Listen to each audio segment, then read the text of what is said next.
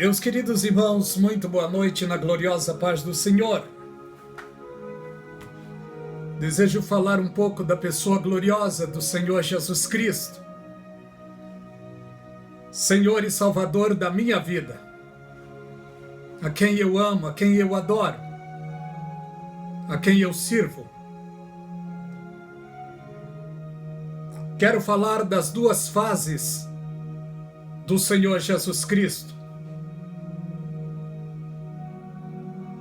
A sua primeira vinda e a sua segunda vinda. No livro de Mateus, capítulo 1, segundo escreveu São Mateus,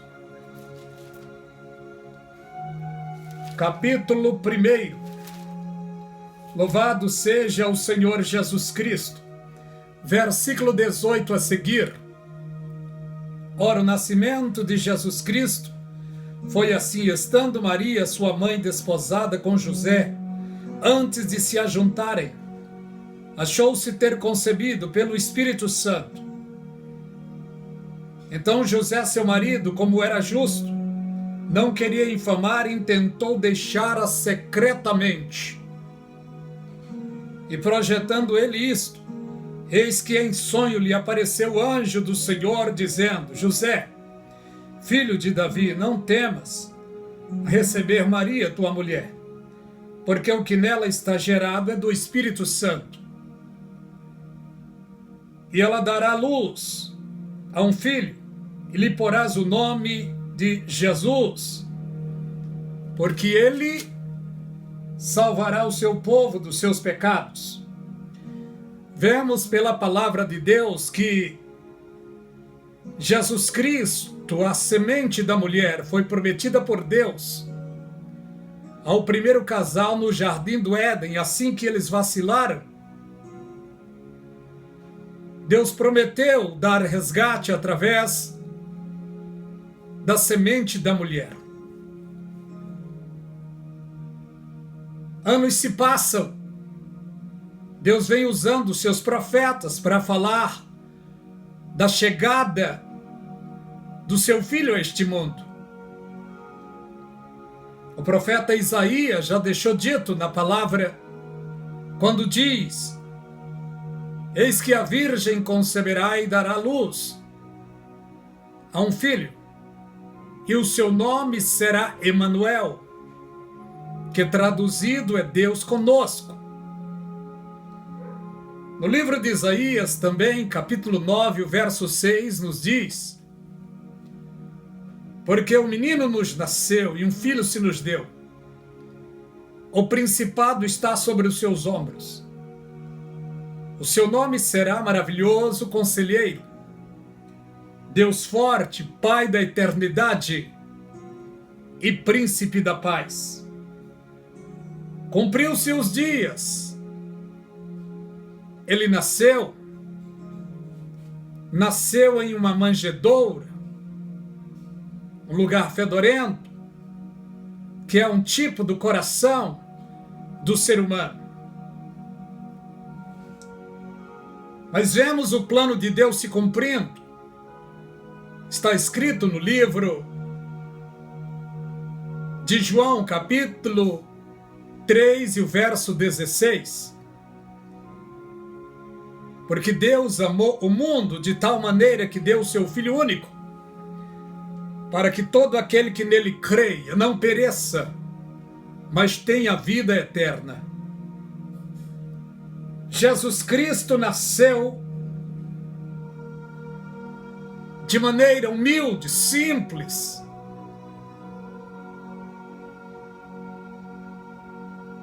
Foi perseguido aos 2 anos, mas Deus, para proteger a salvação, mandou o casal irem para o Egito.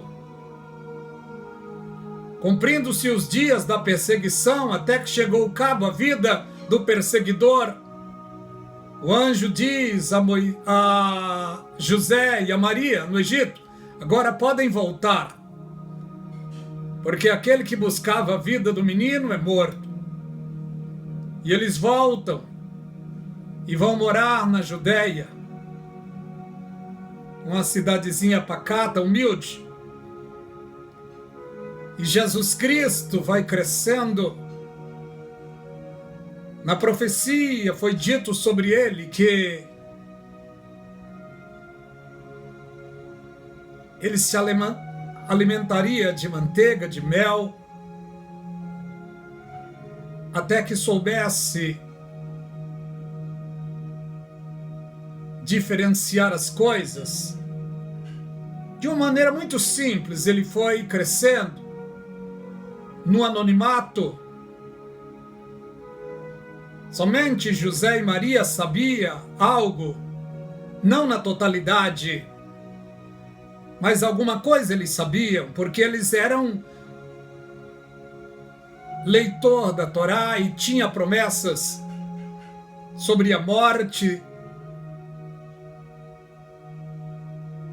aliás, sobre a vida desta criança. Mas na realidade, José e Maria não tinham total noção de quem seria aquela criança a qual eles estavam cuidando com grande amor. Esta criança chamada de Jesus era o próprio Deus encarnado, vivendo diariamente, dependendo de José e de Maria para cuidar dele. Deus é maravilhoso. Deus poderoso, tremendo, puro, santo, magnífico.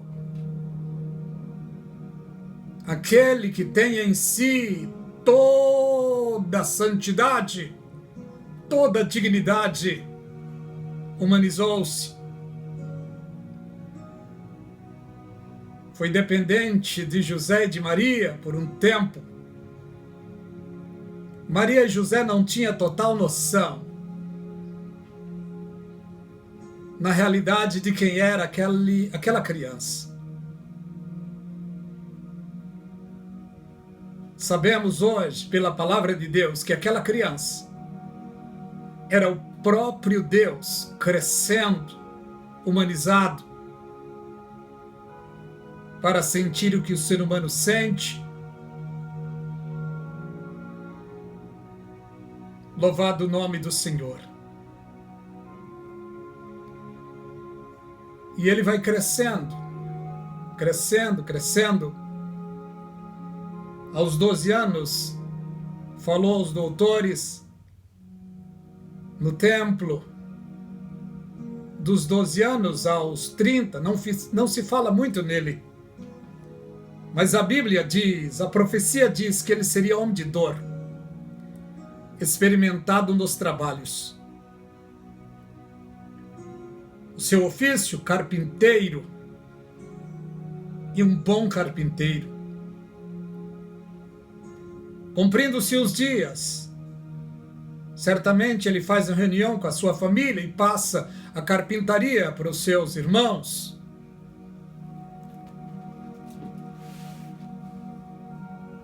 Ele assume a responsabilidade da palavra. Mas antes, o seu primo estava batizando, o batismo de arrependimento no Rio Jordão. E ele então entra na fila. Belo exemplo. Calmo, sereno, tranquilo, ele está na fila. E quando chega até João, João diz: mas é eu que careço ir a ti, e tu que vens a mim? E ele disse: João, deixa, porque assim convém cumprir toda a justiça de Deus. Então João batiza, e neste momento que João batiza a Jesus Cristo, literalmente uma pomba desce dos céus e repousa sobre a pessoa do Senhor Jesus Cristo. E uma voz ecoa dos céus dizendo: este é o meu filho amado, em quem me comprazo. em quem tenho prazer. Louvado o nome do Senhor. Jesus Cristo, calmo, sereno, sai das águas do batismo.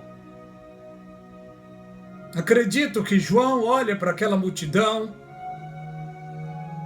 e diz para aquela grande multidão: eis aí o Cordeiro que tira o pecado do mundo. Jesus Cristo, o Cordeiro puro, que ofereceu o único sacrifício em resgate da nossa alma, que estava indo passo a passo para o abismo. Mas ele foi conduzido para passar por um teste no deserto. Em Mateus capítulo 4, a tentação de Jesus Cristo. Ele foi jejuar durante 40 dias e 40 noites. No final do seu jejum, ele estava debilitado, fraco, ele estava com fome. Satanás chegou e disse: se tu és o Filho de Deus, transforma essas pedras em pães e come. Jesus Cristo disse: nem só de pão viverá o homem, mas de toda palavra que sai da boca de Deus. O diabo transmite, de alguma forma, ele leva Jesus ao pináculo do templo e disse: lança-te daqui abaixo, porque a teu respeito está escrito que os anjos recebem ordem a teu respeito, para que não tropece com os teus pés em nenhuma pedra. E Jesus Cristo disse: também está escrito, não tentarás o Senhor teu Deus. De uma forma miraculosa, Satanás transporta ele a um deserto e de alguma forma projeta diante dele as belezas do mundo da época e disse para ele: tudo isto te darei se tu prostrado me adorares. Jesus Cristo resistiu com a palavra de Deus, dizendo: vai-te, Satanás, porque só ao Senhor teu Deus adorarás e só a Ele servirás. Deus humanizado passou por lutas, por fraquezas, por dores, por decepções, por tentações, mas ele venceu em todas as instâncias a Satanás. E Jesus Cristo não venceu como Deus, não. Ele venceu como ser humano, como homem, para deixar para nós, o exemplo que é possível vencer.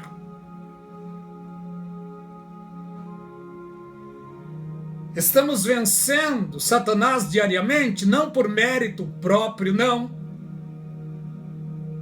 mas pela palavra de Deus,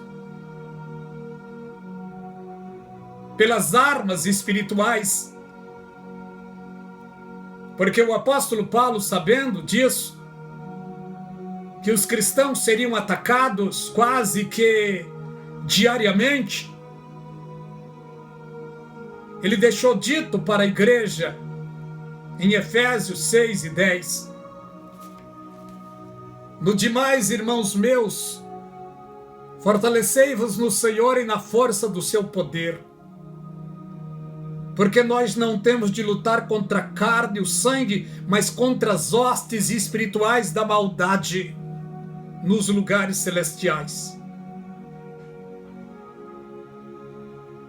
E a luta é travada, meus irmãos. A luta é travada. Você que é espiritual sabe do que eu estou dizendo.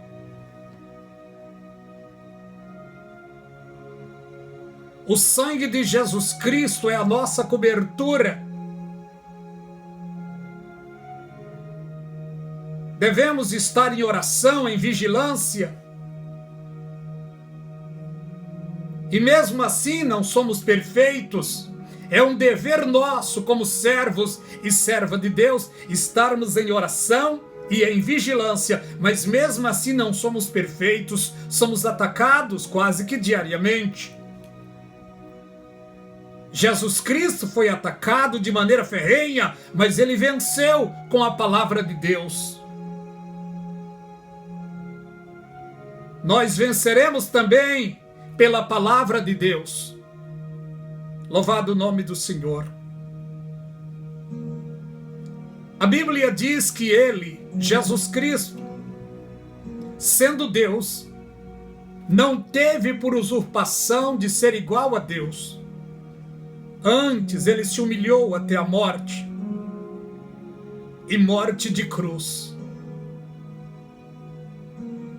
E ele deu o exemplo, deixou o exemplo para todos os seres humanos, de submissão, de humildade. Louvado o nome do Senhor.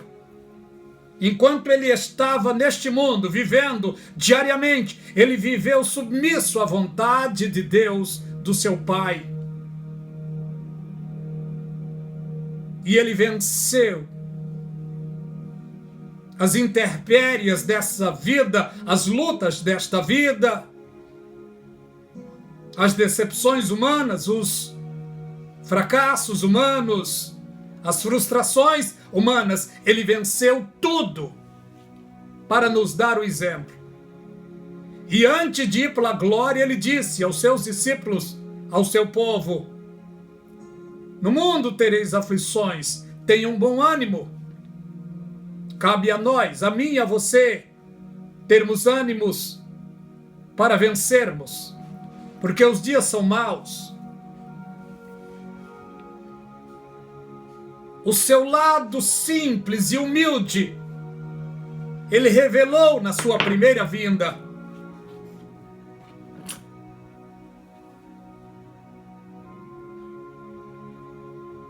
Ele não foi muito bem-vindo, foi odiado, foi chicoteado, foi xingado. Mataram ele.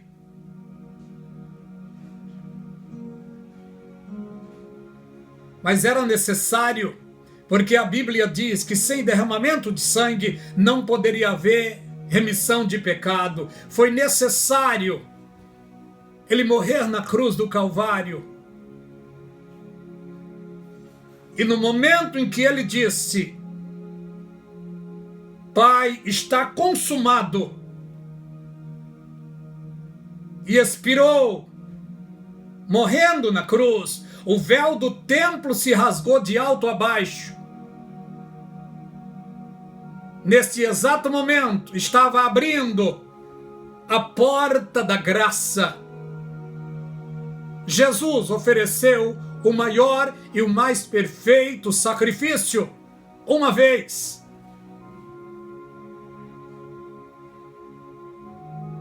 Ele está sentado à destra da majestade divina. E ele está para voltar. Na sua primeira vez, ele veio como um cordeiro simples, humilde, puro. Foi para a cruz como um cordeiro mudo. Mas na sua segunda vinda, ele virá como um leão. Um leão feroz, nervoso, para tomar as rédeas deste mundo. Porque os seres humanos não souberam cuidar deste mundo como é necessário. O mundo virou em um caos. Roubo, crimes, estupros, aborto, aconchavos, corrupção exagerada.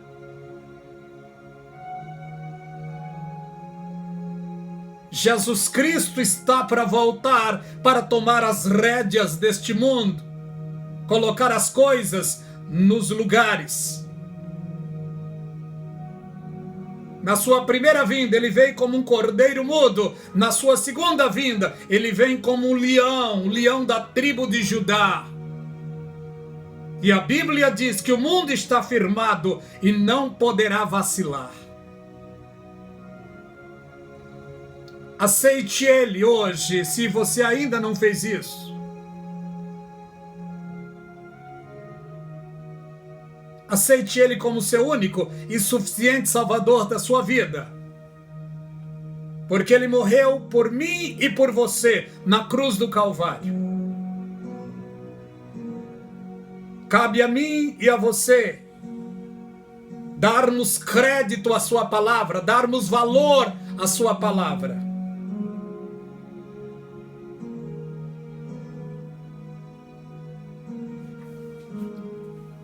Só até aqui, queridos. Que Deus continue abençoando a você e a sua família. Aos inscritos nesse canal, Deus abençoe a cada um de vocês. Dê um like se gostar. Compartilha. Que Deus vos abençoe rica e abundantemente.